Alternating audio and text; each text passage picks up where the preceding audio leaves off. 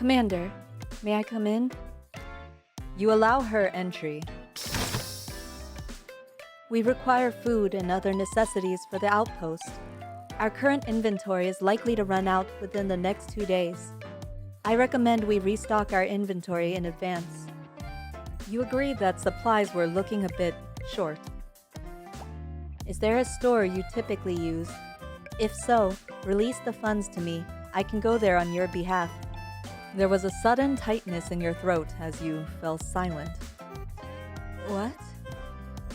I see. If you're worried about me pocketing some of the funds, I can give you the receipt. Shaking your head, you didn't quite know how to tell her.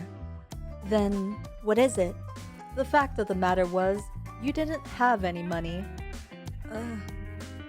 Excuse me? You confirm once again that you really did not have any money. But what about all the successful operations you've pulled off? Perhaps there's an error in the central government's computing system.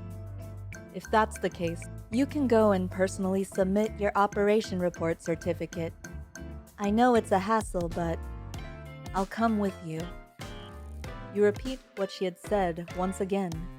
Yes, what you receive once you submit the operation report.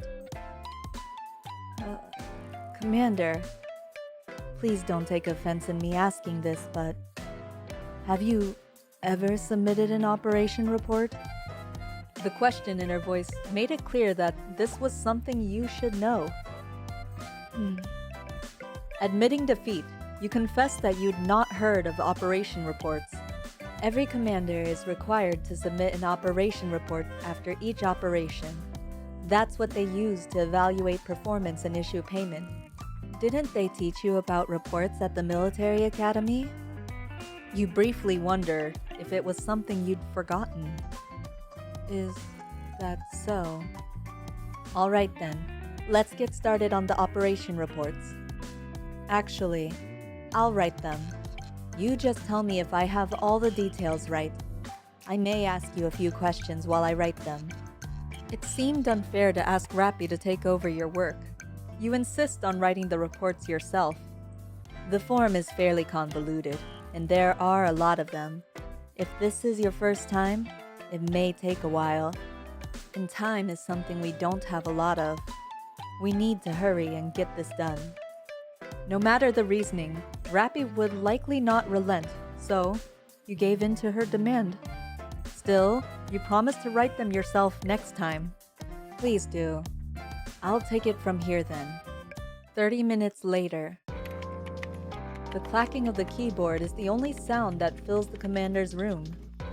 You commend her. She made quick work of the reports. I have a lot of experience in this area.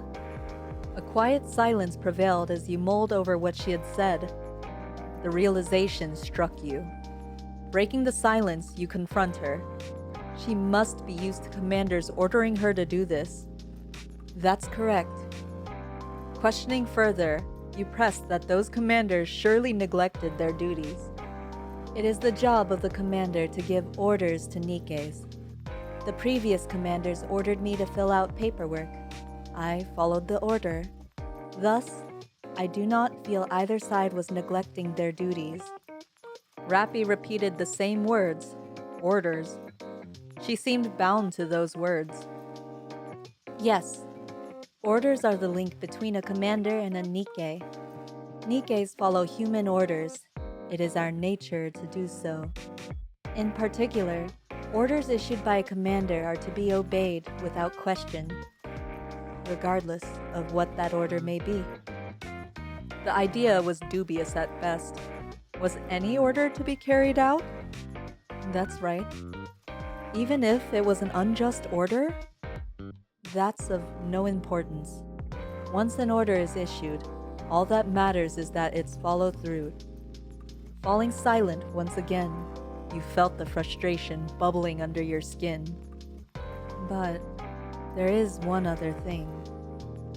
The act of keeping the commander safe is as important as following the order.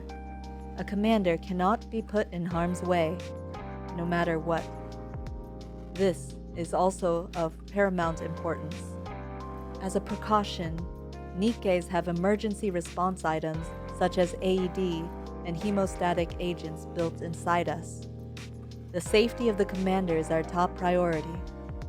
If a commander is injured or dies due to an oversight on a Nikke's part, that Nikke will be punished accordingly. The only exception is when a commander chooses to take their own life. The concern in your voice was noticeable. The reality that there were commanders that she had before him, and their fate? Yes, the central government ruled that they died of their own volition. Thankfully, Anis and I were able to avoid any punishment. I've spoken too much. Anyway, to summarize, follow the commander's orders. Keep the commander safe. These are a Nikke's duties. Of course, it would be unreasonable for us to do absolutely nothing that we are not specifically ordered to do. Thus, we are also capable of exercising our own judgment in our daily lives. However, if an order does come, it supersedes everything else and must be followed. This is our primary function. So, don't feel that you are being unreasonable by asking us to do something. RAPI was jaded from her past. The way people treated her was of no importance. It didn't feel right, but still, for now, you let it go. The reports are finished. Please, confirm. Reading the reports written by RAPI, they're clear and concise. But one thing sticks in your mind. Reading over her report, your brows furrowed. Tales of impressive feats that felt like a storybook hero. It felt too much to describe your accomplishments.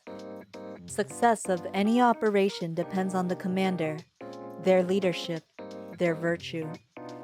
You attempt to protest, but it would fall on deaf ears. Reports must be written in this way, or else they will not be accepted. Once again, you relent. Now that the forms are complete, let's go submit them. We must go to the ARC's central government's office.